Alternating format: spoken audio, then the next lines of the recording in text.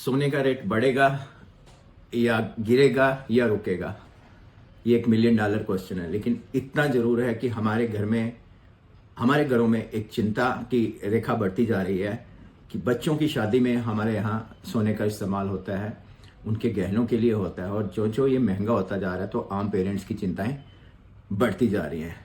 आइए हम आज ये जानने की कोशिश करते हैं कि सोने के रेट बढ़ने के चांसेस हैं या आने वाले टाइम में सोने का रेट गिरेगा। हमें इंतजार से करना चाहिए कि सोने का रेट गिरे तो हम परचेज करें या अब हम सोना खरीद लें। आइए जानने का सबसे पहले तो जरूरी है ये जानना कि सोने की हिस्ट्री क्या है। सोना जो है आज तक अभी तक किसने कभी भी किसी निवेशकों को निराश नहीं किया है। हिस्टोरिकली अगर हम चलें तो सोना जो है कुछ राजाओं के पास, फिर कुछ सरकारों के पास, कुछ ग्लोबल बैंक्स के पास और कुछ गिने चुने हुए अमीर लोगों के पास सोना होता था। लेकिन आज वक्त बदल गया है। आज सोना जो है हर एक निवेशक तक पहुंच रहा है, हर एक ऑर्डिनरी सिटीजन तक पहुंच रहा है। सोने की शेप बदल रही है। सोना पहले ज्वेलरी के रूप में या सिक्कों के रूप में आता था या खिट्टी के रूप में आता था। आज सोना जो है वो इलेक्ट्रॉनिक शेप में आ रहा है। सॉवरेन गोल्ड बॉन्ड आ रहे हैं, ई गोल्ड आ रहा है, ईटीएफ्स आ रहे हैं, ईटीएफ फंडा फंड्स आ रहे हैं। लोगों को सोने की अप्रोच हो रही है। इवन आप सोने में इन्वेस्टमेंट 100 रुपए की सिप से कर सकते हो। कहने का मतलब है कि सोने की रीच आम लोगों तक बढ़ती जा रही है। सोना अब एक इन्वेस्टमेंट टूल बन गया है एक आम नागरिक के लिए।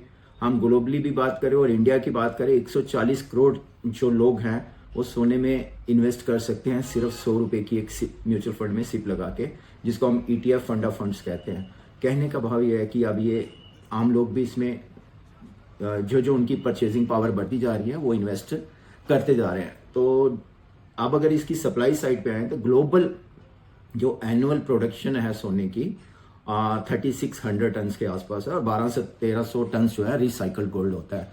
सो कुल मिला के कोई 4800 4900 टन के आसपास ग्लोबल सप्लाई है एनुअली, जिसको लगता है कि एनुअली जो है ये 0.5 से 1% से ज़्यादा प्रोडक्शन पॉसिबल नहीं है, क्योंकि माइनिंग लिमिटेड है गोल्ड की।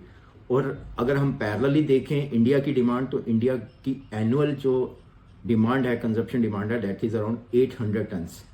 और डे बाय डे हमारी परचेजिंग पावर बढ़ती जा रही है, हमारा जीडीपी राइजिंग है, आम लोगों के पास पैसे आते जा रहे हैं और वो गोल्ड में वेरियस मोड से, चाहे आप ऐसी भी ले लें, सॉवरेन गोल्ड बॉन्ड ले लें, चाहे ई गोल्ड ले लें, चाहे ईटीएफ्स ले लें या ईटीएफ फंडा फंड्स ले लें, लोगों की सिप बुक भी बढ़ रही है और इन्वेस्टमेंट भी बढ़ रही है।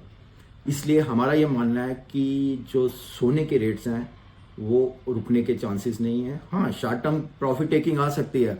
अगर सडनली कोई कमोडिटी या किसी भी चीज़ या सोने का रेट अगर 15-20% बढ़ा है, तो अगर 20% बढ़ा है तो 5 से 7% की गिरावट देखने को मिल सकती है।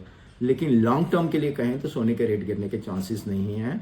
सोना आज अपनी यूटिलिटी जो है ज्वेलरी के अलावा टेक्नोलॉजी स्पेस में डाल रहा है।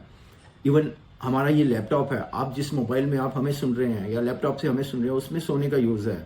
जितना महंगा आपका इलेक्ट्रॉनिक गैजेट है, समझो कि सोने का यूटिलिटी उतना ही है।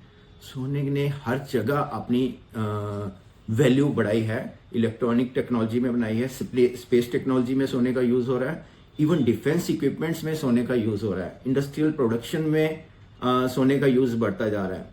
तो मेरा ये मानना है कि आने वाले टाइम में सोने का रेट बढ़ेगा।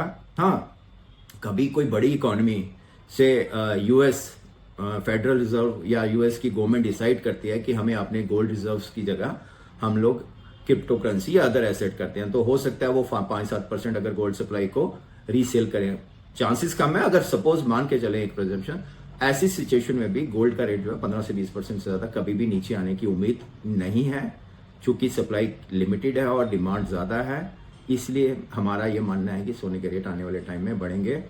प्रेजेंट स्तर जो है हम इसके देख रहे हैं 118 से 130 के बीच में, ये यहीं पे रोटेट कर रहा है।